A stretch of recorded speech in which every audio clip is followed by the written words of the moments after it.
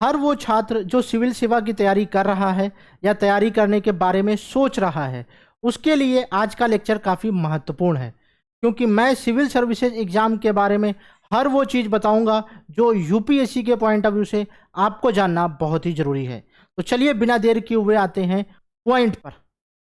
सबसे पहली बात कि सिविल सर्विसेज एग्ज़ाम कौन कंडक्ट करवाता है। तो यूपीएससी के द्वारा सिविल सर्विसेज का एग्ज़ाम होता है, जिसके माध्यम से आपको 21 सर्विसेज मिल सकती हैं, जिसमें से आप अपनी प्रेफरेंस के आधार पर सेलेक्ट कर सकते हैं कि कौन सी सर्विस आपको पहले चाहिए और कौन सी बाद में। फिर आपकी जो रैंक आती है, उस रैंक के हिसाब से यूपीएससी रिकमेंड करता है कि आपको कौन सी सर्विस एलोकेट होनी चाहिए। तो ये जो सिविल सर्विसेज एग्ज़ाम है वो किस तरीके से होता है, इसे भी समझने की कोशिश करते हैं। हर साल फरवरी में नोटिफिकेशन आ जाता है आप लोगों का। फरवरी में नोटिफिकेशन आने के बाद मई या जून में आपका एग्ज़ाम होता है प्रीलिम्स का। फिर मेंस का एग्ज़ाम सितंबर या अक्टूबर में होता है। फिर 2 महीने तक आपके इंटरव्यू चलते हैं, फरवरी से लेके मार्च तक। फिर अप्रैल तक आपका, अप्रैल मई तक फाइनल रिजल्ट आ जाता है। ये जो एग्ज़ाम है ये मुख्यतः 3 चरणों में होता है, जिसे हम कहते हैं प्री, मेंस और इंटरव्यू। हर स्टेज की अपनी प्रेफरेंसेज हैं, हर सब्जेक्ट की अलग अलग रिक्वायरमेंट है। तो 3 स्टेज में जब एग्ज़ाम होता है, तब उसमें जो पहला चरण माना जाता है वो होता है प्रारंभिक परीक्षा, यानी कि प्रीलिम्स एग्ज़ाम। इस प्रीलिम्स एग्ज़ाम में 2 पेपर होते हैं। पहला पेपर जीएस का होता है और दूसरा सीसैट का होता है। इसमें बहुत सारे सब्जेक्ट होते हैं, जैसे geography, history, polity, economy, environment, science and tech, IR, current affairs जैसे सब्जेक्ट होते हैं। इसी सब्जेक्ट के आधार पर कट ऑफ बनती है, यानी कि जो भी मेरिट बनती है इस पेपर के आधार पर बनती है। ये सीसैट का पेपर क्वालिफाइंग होता है नेचर में। अगर आप इसमें 33% नहीं लाते हैं तो आप इस पेपर में चाहे जितना भी अंक ले आइए, आप फेल माने जाएंगे।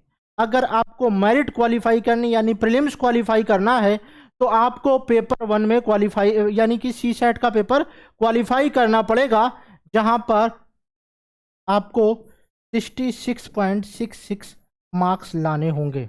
अगर आप इसमें लाते हैं तब आपका पेपर 1 कंसीडर किया जाएगा क्वालिफाइंग के लिए, प्रीलिम्स पेपर के क्वालिफिकेशन के लिए। ठीक है, बात समझ में आ गई?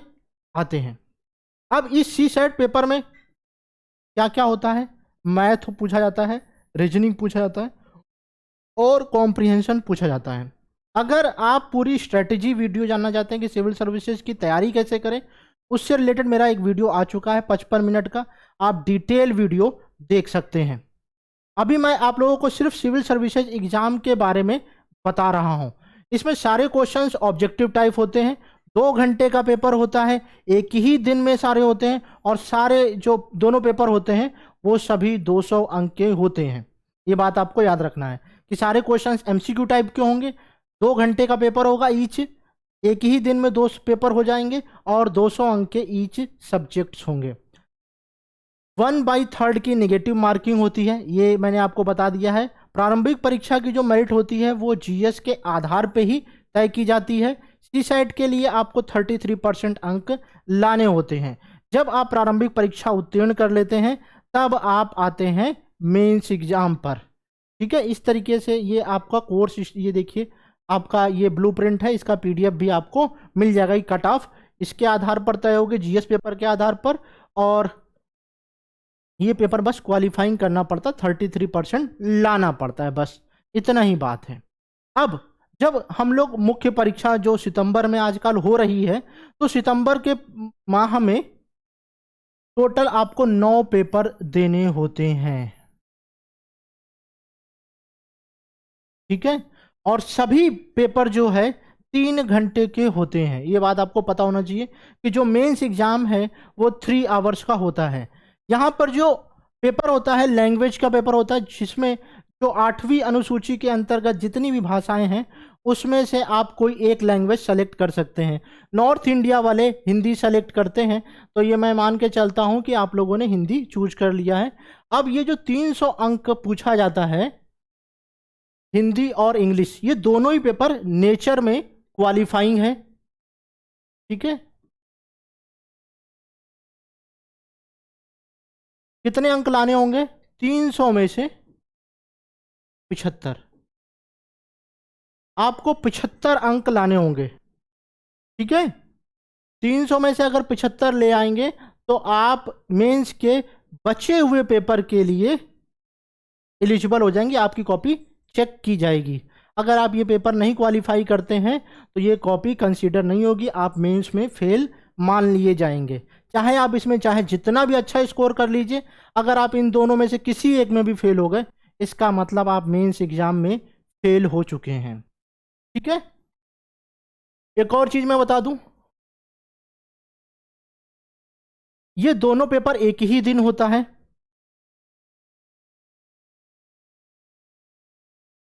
ये 9 से 12 हो जाएगा और ये 2 से 5 हो जाएगा, ठीक है। ये बात याद रखिएगा, ये दोनों पेपर एक ही दिन होते हैं। यानी कि अगर मंडे को एग्जाम है तो मंडे को हिंदी और इंग्लिश दोनों का एग्जाम होगा। एसे के पेपर में सिर्फ एक ही पेपर होता है, यानी कि अगर ट्यूसडे को पेपर पढ़ा सबसे पहले तो एसे का पेपर होता है, ये बात याद रखिएगा। तो उस दिन कोई सेकेंड शिफ्ट में कोई पेपर नहीं होगा, ये 9 से 12 पेपर होगा। 250 अंक का पूछा जाता है एसे। इस एसे के पेपर में दो पार्ट होते हैं। पार्ट 1 में 4 एसे होंगे जिसमें से कोई एक करना होगा, और पार्ट बी में 4 एसे होंगे जिनमें से कोई एक करना होगा। जनरल स्टडीज के 4 पेपर होते हैं, जीएस 1 2 3 4, ठीक है। अब जीएस पेपर 1 में कौन कौन से सब्जेक्ट होते हैं? ज्योग्राफी, हिस्ट्री और इंडियन सोसाइटी। जीएस पेपर 2 में पॉलिटी, गवर्नेंस, सोशल जस्टिस और आईआर, ठीक है। जीएस थर्ड में क्या होता है? Economy, environment, science and tech, science and tech हो गया, इंटरनल सिक्योरिटी हो गया और डिजास्टर मैनेजमेंट हो गया। अब जीएस पेपर 4 में इसके दो पार्ट हैं। पार्ट ए में थ्योरी पूछी जाती है और पार्ट बी में केस स्टडी पूछा जाता है। 125 मार्क्स का आपका थ्योरी होगा और 125 मार्क्स का केस स्टडी होगा। अब फिर अगला हो जाएगा ऑप्शनल का। ऑप्शनल की एक पूरी सूची दी हुई है, ये ऑप्शनल सब्जेक्ट्स की लिस्ट है जिसमें से आप कोई एक ऑप्शनल सब्जेक्ट सेलेक्ट करेंगे। जैसे कि मेरा ऑप्शनल सोशोलॉजी है, आप कोई भी ऑप्शनल सब्जेक्ट सेलेक्ट करेंगे तो इसके दो पेपर होंगे, एक होगा पेपर 1 का और एक हो जाएगा पेपर 2 का। पेपर 1 250 मार्क्स का होगा और पेपर 2 भी 250 मार्क्स का हो जाएगा, यानी टोटल 500 मार्क्स का अपना ऑप्शनल हो जाएगा। यही ऑप्शनल तय करेगा कि आप जो है मेरिट लिस्ट में आएंगे या नहीं आएंगे, क्योंकि ऑप्शनल में ही लोग 300 के आसपास स्कोर कर लेते हैं और अन्य स्टूडेंट से आगे निकल जाते हैं, क्योंकि जीएस में सबको एवरेज मार्क्स ही मिलते हैं। इस पॉइंट ऑफ व्यू से आप जितने भी ऑप्शनल है उसमें से कोई एक ऑप्शनल ले सकते हैं। ऑप्शनल सेलेक्ट करने के 3 पैरामीटर होते हैं। पहला ये कि यूपीएससी की एनुअल रिपोर्ट क्या कहती है, एनुअल रिपोर्ट गई बाद में। पहला, आपका किस सब्जेक्ट में इंटरेस्ट है। दूसरा, यूपीएससी की एनुअल रिपोर्ट क्या कहती है कि सिलेक्शन रेट किसका अच्छा है। और तीसरा कि क्या आप उस ऑप्शनल के लिए स्टडी मटेरियल आसानी से कलेक्ट कर पाएंगे या नहीं कर पाएंगे, आपको गाइडेंस आसानी से मिल पाएगा या नहीं मिल पाएगा। इन 3 चीज़ों के आधार पर आप अपना ऑप्शनल सेलेक्ट कर सकते हैं। हम लोग आते हैं फिर तीसरे चरण पे। जो मेंस एग्जाम होता है वो 1750 मार्क्स का होता है, ठीक है। 1750, अगर आप 50% भी इसका ले आएंगे तो आप टॉप 100 में आ ही जाएंगे। हो सकता है टॉप 10 में भी आ जाए कभी। 50% लाना बहुत ही थोड़ा सा टफ काम है, लेकिन ये मान के मत चलेगा कि जैसे ग्रेजुएशन में 50% ले आए थे तो यहाँ पे भी आके आप क्वालिफाई कर देंगे। 50% लाने के लिए पसीना छोड़ देंगे आप लोग। आते हैं तीसरे स्टेज में। तीसरा स्टेज जो है वो एक तरीके से आपका पर्सनैलिटी टेस्ट होता है। इसमें कोई निश्चित पाठ्यक्रम नहीं है, यहाँ पर बस आपके जो बेसिक इंफॉर्मेशन है, जो बेसिक नॉलेज है वो क्लियर होना चाहिए। और यहाँ पर एक तरीके से जो प्रॉब्लम सॉल्विंग है, यानी कि अगर कोई प्रॉब्लम है उस प्रॉब्लम का सॉल्यूशन आप क्या ढूंढते हैं, एक तरीके से इंटरव्यू में वही चीज़ें पूछी जाती हैं। ये 275 मार्क्स का होता है, 275 अंक। कोई इंटरव्यू में फेल होता नहीं है, ये चीज़ मान के चलिएगा। तो जब कोई फेल नहीं होता है तो फिर किस आधार पर लोग जो है फेल मान लिए जाते हैं? चलिए मैं आपको बताता हूँ फॉर्मूला। 1750 का मेंस होता है, 275 का हमारा इंटरव्यू होता है। जो फाइनल रिजल्ट बनता है वो 2225 को जोड़कर बनता है। यानी कि जो मेंस है और इंटरव्यू, इन दोनों के मार्क्स जोड़ने के बाद जो कट ऑफ बनती है उस आधार पर लोग पास या फेल होते हैं। यानी कि फाइनल रिजल्ट इंटरव्यू के आधार पर नहीं बनता है, मेंस और इंटरव्यू के मार्क्स जोड़कर बनता है। यानी कि कोई फेल होता है तो इन दोनों के मार्क्स जोड़ने के बाद, कट ऑफ से बाहर होने के बाद ही फेल होता है। बात समझ में आ गई? कोई स्टूडेंट इंटरव्यू में फेल नहीं होता है। अब अगर आप यूपीएससी के एग्जाम को देना चाहते हैं तो एलिजिबिलिटी क्राइटेरिया क्या है? बहुत सारे लोग सोशल मीडिया पे बहुत सारी भ्रांतियां फैला के रखे हुए हैं कि 10th में 50% होना चाहिए, 12th में 50% होना चाहिए, ग्रेजुएशन में 50% होना चाहिए। ऐसी कोई भी कंडीशन नहीं है। आपको 10th बस पास होना चाहिए। यानी कि अगर आपने 33% 10th में लाए हैं तो आप इस एग्जाम के लिए एलिजिबल हैं। 12th में ये इसको हटा देते हैं, छोड़िए, इसको बात कर देते हैं। यूपीएससी ने सिर्फ ये बोला है कि आपको ग्रेजुएशन होना चाहिए, और ग्रेजुएशन का मतलब आप बस पास होने चाहिए 33%। आप ग्रेजुएशन में तभी पहुंचे होंगे जब आपने हाई स्कूल और 12th पास किया होगा। तो यूपीएससी को 10th और 12th के मार्क्स से कोई भी लेना देना नहीं है। आप बस ग्रेजुएशन में 33% के साथ पास हो चुके हो, बस आपके पास ग्रेजुएट डिग्री हो, चाहे परसेंटेज कुछ भी हो। ये चीज़ें याद रखनी है। तो ग्रेजुएशन होना चाहिए आपको। आपकी एज जो है 21 से 32 के बीच में होनी चाहिए। ये जनरल के लिए है, और इसी आधार पर जनरल को 6 अटेम्प्ट दिए गए हैं। यानी कि 21 से 32 साल के बीच में वो 6 बार यूपीएससी सिविल सर्विसेज एग्जाम को दे सकता है। अगर आप ओबीसी के हैं तो आपको 5 साल का एज, नहीं 3 साल का एज रिलैक्सेशन है ओबीसी के लिए, और एससी एसटी के लिए 5 इयर्स का एज रिलैक्सेशन है। उनके लिए अनलिमिटेड अटेम्प्ट है और ओबीसी के लिए 9 अटेम्प्ट है। ठीक है, इंडियन सिटीजन होना जरूरी है, तभी आप इंडियन सिविल सर्विसेज एग्जाम के लिए एलिजिबल हो सकते हैं। अब जो कट ऑफ है कुछ इस प्रकार से रह रही है, आप ये देख सकते हैं। जो पूजा खेड़कर हैं, इनका विवाद इसी वजह से हुआ है। आप देख रहे हैं, ये इन्होंने जो बेनिफिट लिया है पीडब्ल्यूडी 5 के अंतर्गत लिया है, और आप देखिए यहाँ पर कितना अंतर हो जा रहा है। इसकी वजह से विवाद हुआ है। आप अगर पूजा खेड़कर वाला विवादित वीडियो देखना चाहते हो तो हमारे चैनल पर जाके देख भी सकते हैं, डिटेल वीडियो। अब ये देखिए, ये जो है ये पिछले 5 वर्षों का कट ऑफ है प्रीलिम्स का। ये कट ऑफ आप लोग खुद से देख सकते हैं। नंबर ऑफ अटेम्प्ट मैंने दे दिए हैं। जनरल के लिए 6 है, ओबीसी के लिए 9, एससी एसटी के लिए अनलिमिटेड का मतलब 37 साल तक अनलिमिटेड। पीडब्ल्यूडी के लिए यानी कि जो फिजिकली हैंडीकैप्ड है उनके लिए भी 9 अटेम्प्ट हैं। जनरल वालों के लिए 32 साल, ओबीसी वालों के लिए 35, एससी एसटी के लिए 37 और पीडब्ल्यूडी के लिए 32 होने चाहिए। अब मैं आपको बताना चाहता हूं कि जो आप सिविल सर्विसेज एग्जाम दे रहे हैं उससे आपको कौन कौन सी सर्विसेज मिलने वाली है। टोटल 21 सर्विसेज हैं जो आपको मिलेंगी। अब सबसे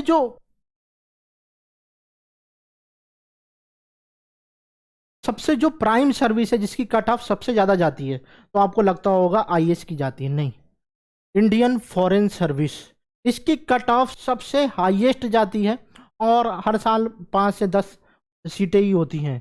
तो ये चीज़ें याद रखिएगा। इंडियन फॉरेन सर्विस की कट ऑफ सबसे ज़्यादा जाती है।